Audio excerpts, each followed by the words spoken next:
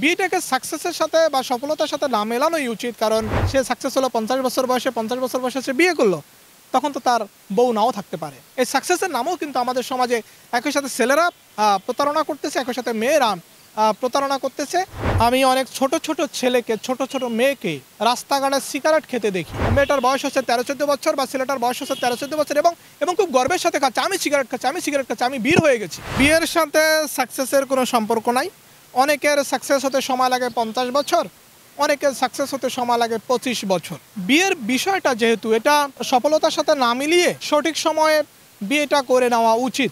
আবার এই সাকসেসের নামে যেভাবে প্রতারণা হয়, ছেলেটির উদ্দেশ্য হচ্ছে আমি মেয়েটিকে ঠকাবো, তখন ছেলেটি দিনের পর দিন মেয়েটার সাথে শারীরিক সম্পর্ক করে বেড়ায় এবং মেয়েটাকে বলে, দেখো আমি তো তোমাকে ভালোবাসি, আমি তো তোমাকে বিয়ে করবো, তোমাকে বিয়ে করতে আমার কোনো সমস্যা নাই।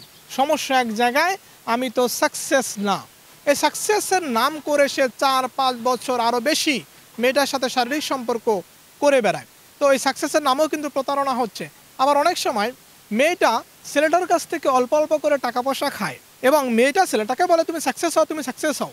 মানে এটা বলা মানে হচ্ছে আমি তোমাকে বিয়ে করবো না, যতদিন আছি তোমার টাকা পয়সায় ফুচকা খাবো, তোমার টাকা পয়সায় ঘুরবো, তোমার টাকা পয়সায় আমাদের ইউনিভার্সিটি খরচ আছে সেটা দেবো। এই সাকসেসের নামও কিন্তু আমাদের সমাজে একই সাথে ছেলেরা প্রতারণা করতেছে, একই সাথে মেয়েরা প্রতারণা করতেছে। এবং বিয়েটাকে সাকসেসের সাথে বা সফলতার সাথে না মেলানোই উচিত। কারণ ওই যে আগেই বললাম যে কারো লাগে 50 বছর বয়স, এখন সে সাকসেস হলো 50 বছর বয়সে, 50 বছর বয়সে সে বিয়ে করলো, তখন তো তার বউ নাও থাকতে পারে। যেটা আমাদের নৈতিক চরিত্রের অবক্ষয়। আমি অনেক ছোট ছোট ছেলেকে, ছোট ছোট মেয়েকে রাস্তাঘাটে সিগারেট খেতে দেখি, অনেক মুরব্বির সামনে সিগারেট খেতে দেখি।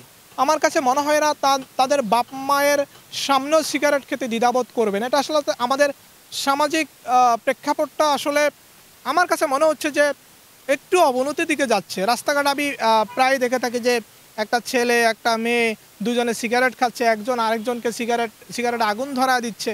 মানে এগুলো দেখতেও খারাপ লাগে। এক্ষেত্রে বলবো যে তাদের যে ধর্মীয় অনুশাসন বা গার্ডিয়ানদের যেই সচেতনতা, আমাদের ময়মুরব্বীদের যে সচেতনতা, আমাদের আইনের যেই কঠোরতা, এই সকল কিছুর আসলে বাস্তবায়নের প্যাকেজেই এই নৈতিক অবক্ষয় থেকে আমাদের ছোট্ট ছোট্ট ছেলে মেয়েদেরকে দূরে রাখতে পারে। খুব খারাপ লাগে যে এরা প্রকাশ্য স্থানে কোনো একটা পার্কে সিগারেট খাচ্ছে, মেয়েটার বয়স হচ্ছে 13-14 বছর বা ছেলেটার বয়স হচ্ছে 13-14 বছর, এবং খুব গর্বের সাথে খাচ্ছে, আমি সিগারেট খাচ্ছি, আমি সিগারেট খাচ্ছি, আমি বীর হয়ে গেছি।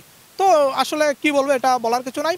আমরা যারা সিনিয়র আছি আমাদের সমাজে, আমাদের যারা আইনশৃঙ্খলা রক্ষাকারী বাহিনী রয়েছেন, আমাদের যারা গার্ডিয়ান রয়েছেন, তাদেরকে এই ব্যাপারে সচেতনতা তৈরি করতে হবে। এবং একই সাথে দেখেন, যারা স্কুলগামী ছেলেমেয়েরা আছে, এদের মধ্যে আমার কাছে মনে হয় যে শতকরা 1-2 জনই হচ্ছে এই সিগারেট খাচ্ছে। মানে কি বলবো, এটা আসলে বলার কিছু না। যে এটা আসলে ওই কোনো একটা ভালো মেয়ে যদি কোনো একটা খারাপ সার্কেলের সাথে জড়ায়, বা যারা আসলে সিগারেট খায় বা অভ্যাসে পরিণত হয়ে গেছে সিগারেট খাওয়া, তাদের সাথে যদি মিশে, তখন কিন্তু সেও কিন্তু এই পথে ধাবিত হবে।